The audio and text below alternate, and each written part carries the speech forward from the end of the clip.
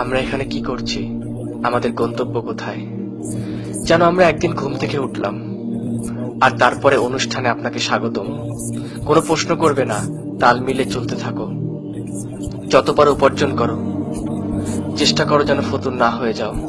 TV অনুসরণ করো, makeup থেকে শুরু করে জামা কাপড় পর্যন্ত। এর চেয়ে বেশি কিছু ভেবো না, যা দেখানো হয় তাই ফলো করো। বিভ্রান্ত হয়ে পড়লে মদ্যপানে লেগে যাও। এখনো মাথায় প্রশ্ন ঘুরছে, রেডিওর ভলিউমটা বাড়িয়ে দাও। ডুবে থাকো নেশা, সেক্স, রক অ্যান্ড রোলে। আমি শুধু জানতে চাই, এই চক্রাকারে ঘুরতে থাকা জীবনধারার বাইরে কি আর কিছুই নেই?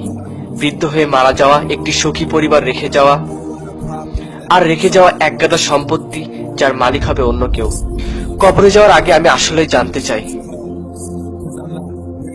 কারণ জীবন নিয়ে ছিনিমিনি খেলতে রাজি নই বাজি ধরতে। এই সামান্য কিছু প্রশ্নের উত্তর খুঁজে ফিরছি। আমরা এখানে কি করছি, আমাদের লক্ষ্য কি, আমরা এখানে আসলাম কিভাবে, কে আমাদেরকে এত নিখুঁত ভাবে তৈরি করলো, মৃত্যুর পর কি হয়, এই পৃথিবী কি আসলেই গুরুত্বপূর্ণ? এসব প্রশ্নগুলোর উত্তর দিতে চাই না, কারণ প্রয়োজন নেই তো উত্তর জানার। এই জীবনে তো কোনো উদ্দেশ্য নেই, আমাদের অস্তিত্ব তো শুধুই প্রাকৃতিক। সেক্ষেত্রে আমাকে একটি প্রশ্ন করতে দিন, তুমি কি নিজেই নিজের স্রষ্টা, নাকি কেউ তোমাকে তৈরি করেছে? কারণ তুমি এমন এক সৃষ্টি, ত্রুটি মুক্ত, ক্ষমতা অসমান্তরাল, তুমি সর্বোচ্চ বুদ্ধিমত্তার অধিকারী। আমি শুধু সাধারণ যুক্তি ব্যবহার করছি। এমন ক্যামেরা পৃথিবীতে নেই যা মানুষের চোখের ধারে কাছে আসতে পারে, না আছে এমন কম্পিউটার যা মানুষের মস্তিষ্কের সমান হতে পারবে। পৃথিবীর সব মানুষ মিলেও একটি মাছিও তৈরি করতে পারবে না। এত এত নিদর্শন, তবু আমরা অস্বীকার করি। বিজ্ঞান বলতে চায় এই সবকিছুই শূন্য থেকে এসেছে, অথচ একটি সরল হিসাব, 0+0+0 কখনোই 1 হয় না। তবে কোথা থেকে এই মহাবিশ্বের নিয়ম এবং বৈচিত্র্য আসলো? সবকিছুই মূল থাকে, আবিষ্কারক কিংবা স্রষ্টা। এই ভিডিওটা দেখতে পাচ্ছেন কারণ কেউ ভিডিওটা আপলোড করেছে, তাই আমরা বিগ ব্যাং বিশ্বাস করতে পারি, বা পারি যিনি তা ঘটালেন তার ওপর। আল্লাহ সবকিছুর এবং সব প্রাণের সৃষ্টিকর্তা, চিরঞ্জীব, প্রভু, সবকিছুর একক তত্ত্বাবধায়ক, সৃষ্টির মতো নন, কল্পনার ঊর্ধ্বে। না, তিনি কোনো মানুষ নন, তার কোনো সহযোগী নেই। তিনি এক অবিনশ্বর সত্তা, আমাদেরকে কখনোই একা ছেড়ে যাননি। ঠিক সব প্রস্তুতকারকের মতো তিনি আমাদেরকে গাইড বই দিয়েছেন, কোরআন, ইসলাম। দুঃখিত জলদি উপসংহারে চলে আসার জন্য, কিন্তু এটাই একমাত্র সম্ভব। এতে আছে স্রষ্টার যৌক্তিক বর্ণনা, এক এবং অদ্বিতীয়, সর্বোচ্চ ক্ষমতার অধিকারী। কাউকে জন্ম দেননি, কেউ তাকে জন্ম দেয়নি। একটি বই যার শূন্য ত্রুটি, বৈজ্ঞানিক আর ঐতিহাসিক অলৌকিক তত্ত্ব। আজ থেকে 1400 বছর আগে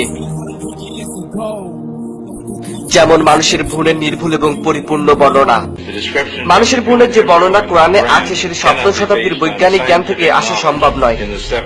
পৃথিবীর জন্য পর্বতমালা কিলক স্বরূপ, যাতে পৃথিবী নরম থেকে রক্ষা পায়।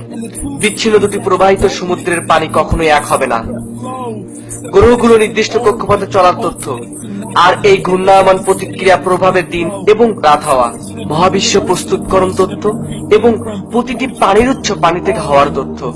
অতীতের শিক্ষণীয় সকল ইতিহাস, বিশেষত ফ্রাউনের লাশ রক্ষিত হওয়ার তথ্য। পৃথিবীর স্থলভাগের সর্বনিম্ন স্থানের তথ্য, যেখানে পারস্য বাহিনী রোমানদের পরাজিত করেছিল। পুরুষের বীর্য নির্গমন পথ, মেরুদণ্ড পাঁজরের মধ্যস্থল নির্ধারণ তথ্য।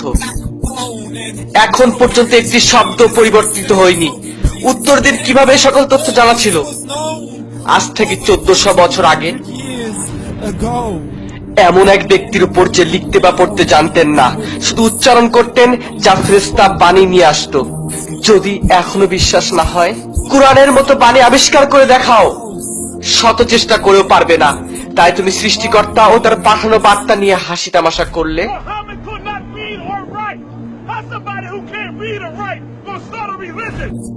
তার বইগুলোকে রূপকথার গল্প পড়ে নাকচ করে দেয়, যাতে আমরা আমাদের জীবন গড়ি লোভ, লালসা, ইচ্ছে দ্বারা, বলে বেড়াচ্ছি জীবন তো একটাই, যত খুশি ফুর্তি করো, আমরা বাঁচবো, মরে যাব, তারপর মাটির সাথে মিশে যাব। তুমি খালি একবারই বাঁচবে, ভুল।